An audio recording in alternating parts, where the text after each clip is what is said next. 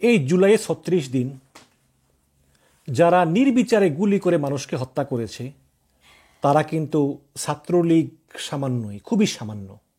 সবচেয়ে বেশি দায়ী হচ্ছে পুলিশ, র্যাব, বিজিবি। কিন্তু আমরা দেখলাম যে ডক্টর ইউনূস সরকারের আমলে হাজার হাজার আওয়ামী লীগ নেতাকর্মীকে গ্রেপ্তার করা হলেও পুলিশ গ্রেপ্তার হয়েছে মাত্র ৬০ জন। অথচ 95% মৃত্যুর জন্য, এমনকি 99% মৃত্যুর জন্য ধরা যায় যে পুলিশ, বিজিবি এবং সেনাবাহিনী দায়ী। এখন এদেরকে কেন গ্রেপ্তার করা হচ্ছে না তা আমরা জানি না। আমরা অবশ্যই ইতিমধ্যে জেনেছি যে আসলে বর্তমান ইউনূস সরকারের আসলে সেনাবাহিনীর উপর তেমন একটা নিয়ন্ত্রণ নাই।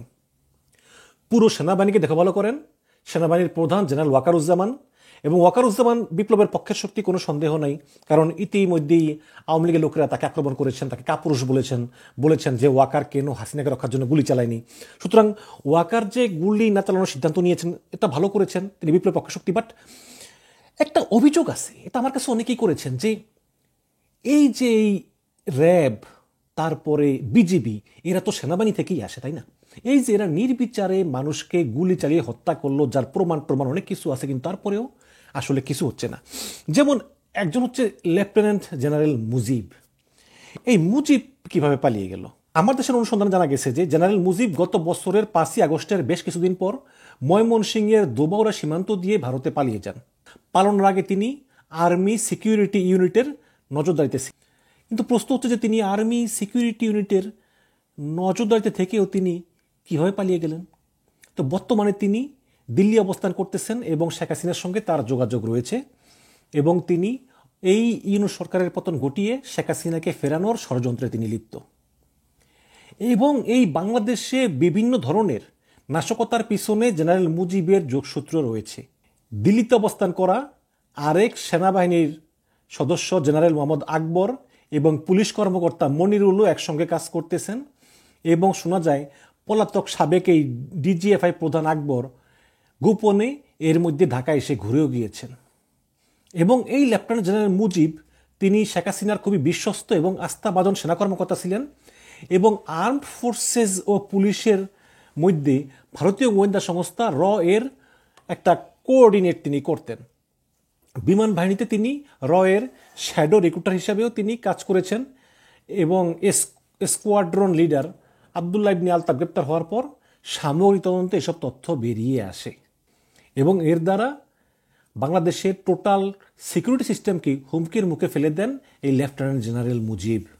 4 তারিখে রাতে যখন জেনারেল ওয়াকার সেনাবাহিনীর প্রধান হিসেবে, তারপরে পুলিশ প্রধান, নৌবাহিনীর প্রধান, বিমান বাহিনীর প্রধান, তারা সবাই যখন মিটিং করার পরে তারা আবার ক্যান্টনমেন্টে ফেরত যাওয়ার পরে শেখ হাসিনা আবার গোপনে মিটিংয়ে বসেন মেজর জেনারেল জিয়াউল হাসানের সঙ্গে এবং এই লেফটেন্যান্ট জেনারেল মুজিবের সঙ্গে।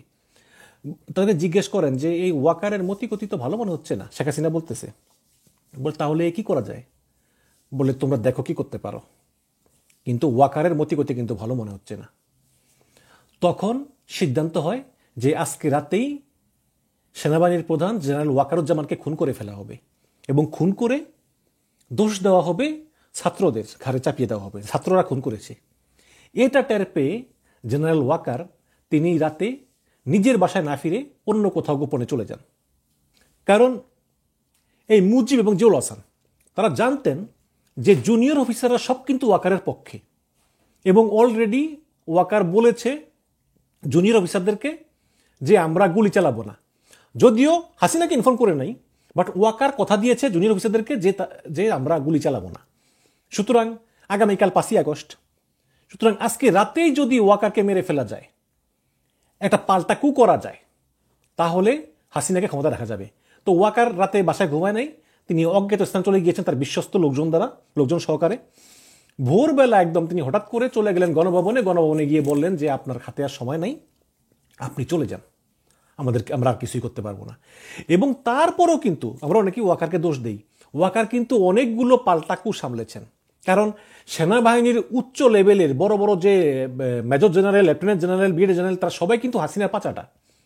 তারা অনেক চেষ্টা করেছেন একটা পাল্টাকু করার জন্য, পাল্টাকু করে ওয়াকারকে সরিয়ে দেওয়ার জন্য, কিন্তু পারেননি, কারণ জুনিয়র অফিসাররা সব ছিল ওয়াকারের পক্ষে। সুতরাং এদের আর পাল্টাকু করা সম্ভব হয়নি, বরঞ্চ এরা পালিয়ে গিয়েছেন। আর জিয়াউল হাসান তো পালাতে পারেনি, তাকে তাকে ধরা হয়েছে, তিনি এখন জেলে আছেন। তো এই হচ্ছে জেনারেল মুজিব, একদম হাসিনার একদম খাস চামচা এবং ভারতীয় গোয়েন্দা সংস্থা রয়ের এজেন্ট বলেই সবাই আমরা তাকে জানি। এবং এই মুজিবকে পালিয়ে যেতে সাহায্য করার অভিযোগও আছে সেনাবাহিনীর প্রধান জেনারেল ওয়াকারুজ্জামানের বিরুদ্ধে। যেমন বিমান বাহিনীর চিহ্নিত রয়ের এজেন্ট স্কোয়াড্রন লিডার আবদুল্লাহ ইবনে আলতাফ হাসিনা পালিয়ে যাওয়ার 9 দিন পরে গ্রেপ্তার হন, 14 আগস্ট গ্রেপ্তার হন। তো ওই ঘটনার তদন্ত চলাকালেই তড়িঘড়ি করে লেফটেন্যান্ট জেনারেল মুজিব তাকে ময়মনসিংহ সেনানিবাসের জিওসি হিসাবে বদলি করা হয় এবং ওই দিনই আর্মি অ্যাভিয়েশন গ্রুপের হেলিকপ্টারে করে এই মুজিব বদলি হয় স্থানে পৌঁছান। আর যেই হেলিকপ্টারে এই মুজিব ময়মনসিংহে পৌঁছান, সেই একই হেলিকপ্টারে সেখানের যে জিওসি আছে তাকে আবার ঢাকায় ফিরিয়ে আনা হয়। ও ঘটনাও কিন্তু ছিল নজিরবিহীন, কারণ একজন জিওসিকে যখন কোনো ক্যান্টনমেন্টে বদলি করা হয় তখন পুরাতন যে জিওসি আছেন তার সঙ্গে 1 সপ্তাহ থাকেন, মানে দায়িত্ব বুঝিতে তো সময় লাগে, তাই না? কিন্তু যে হেলিকপ্টারে নতুন জিওসি গেল মুজিব, সে হেলিকপ্টারই আবার পুরান জিওসিকে ঢাকা ক্যান্টনমেন্টে ফিরিয়ে আনা হলো। এটা একটা নজিরবিহীন ঘটনা। এবং মুজিব এই ময়মনসিংহ ক্যান্টনমেন্টে কিন্তু আর্মি সিকিউরিটি ইউনিটের নজরদারিতে ছিলেন, কিন্তু সেখান থেকেই তিনি দোবাউড়া সীমান্ত অতিক্রম করে ভারতে পালিয়ে যেতে সক্ষম হন এবং তাকে স্বাভাবিক অবসর প্রদান করা হয়। কিন্তু এ নিয়ে অনেকে বলতেছেন যে কেউ যদি পালিয়ে যায় তাহলে তাকে পলাতক ঘোষণা করা হয় এবং তার অবসরকালীন বেতন ভাতা কিছুই তার থাকে না। কিন্তু মুজিবকে কেন এগুলো দেওয়া হলো, এই প্রশ্ন উঠেছে সেনাবাহিনীর বিরুদ্ধে।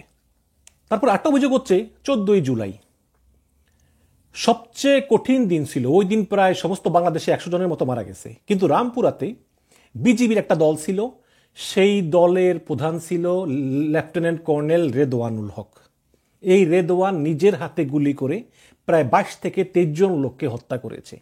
এবং আজকে ডেইলি স্টার আপনারা দেখেছেন, যেটা ভিডিও দিয়েছে এবং সেখানে তারা প্রমাণ করে দিয়েছে যে রেদওয়ান কিভাবে রাস্তার ভিতর যারে পায় তারই গুলি করে আর 14 বছরের বাচ্চারে গুলি করছে রেদওয়ান সামনাসামনি, এই কান দিয়ে গুলি ঢুকে ওই কান দিয়ে বের হয়ে গেছে। রেদওয়ান কিভাবে গুলি করতেছে আপনারা সবাই দেখেছেন, একাধিকবার দেখেছেন, বিবিসি দেখিয়েছে, আল জাজিরা দেখিয়েছে। এবং এই রেদওয়ান যে একজন খুনি এতে কোনো সন্দেহ নেই। লেফটেন্যান্ট কর্নেল রেদওয়ান তিনি শেখ হাসিনার এসএসএফে থাকতেন, অত্যন্ত বিশ্বস্ত তিনি। সেই রেদওয়ানকে উচিত ছিল সঙ্গে সঙ্গে তাকে বরখাস্ত করে তাকে সিভিল পুলিশের হাতে তুলে দেওয়া। তা না করে তার বিচার হলো সামরিক আদালতে। কি বিচার হলো? তাকে ভৎসনা করা হয়েছে এবং প্রমোশন 6 মাসের জন্য বন্ধ করা হয়েছে। এটা কোন ধরনের আদালত ভাই? যেই লোকটা নিজের দেশের মানুষকে, যুদ্ধক্ষেত্র না কিন্তু নিজের দেশের মানুষকে প্রকাশ্য ভিডিও ক্যামেরার সামনে গুলি করে 23 জন লোককে হত্যা করেছে, সেই লোককে ভৎসনা এবং 6 মাসের জন্য প্রমোশন হবে না। এর জবাব কে দিবে? এর জবাব কি ডক্টর ইউনূস দিবে? কারণ তিনি প্রতিরক্ষা মন্ত্রী, দিতে হবে। এর জবাব কি খলিলুর রহমান দিতে হবে, কারণ তিনি নিরাপত্তা উপদেষ্টা।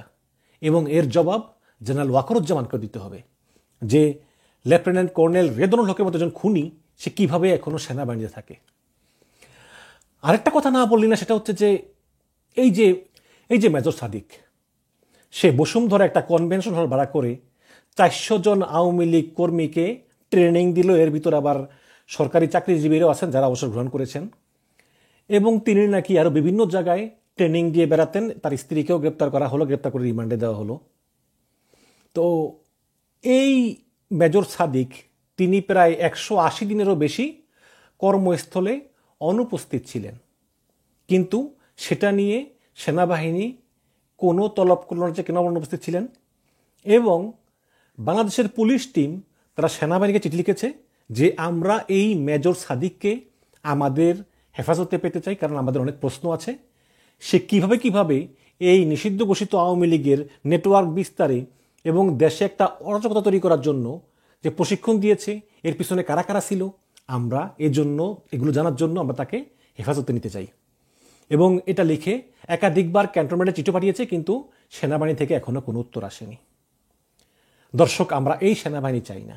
আমরা চাই বাংলাদেশ সেনাবাহিনী এবং জেনারেল ওয়াকারুজ্জামানের প্রতি আহ্বান জানাই যে এই গণ অভ্যুত্থানকে সম্মান করে আপনি ওয়াকারুজ্জামান আমাদের পক্ষের শক্তি, কোনো সন্দেহ নাই, কিন্তু আপনার অধীনে ক্যান্টনমেন্টে যারা যারা এই আয়নাঘর করেছে, গুম করেছে, খুন করেছে, গণহত্যা করেছে, তাদেরকে অনতিবিলম্বে বিচারের আওতায় আনুন।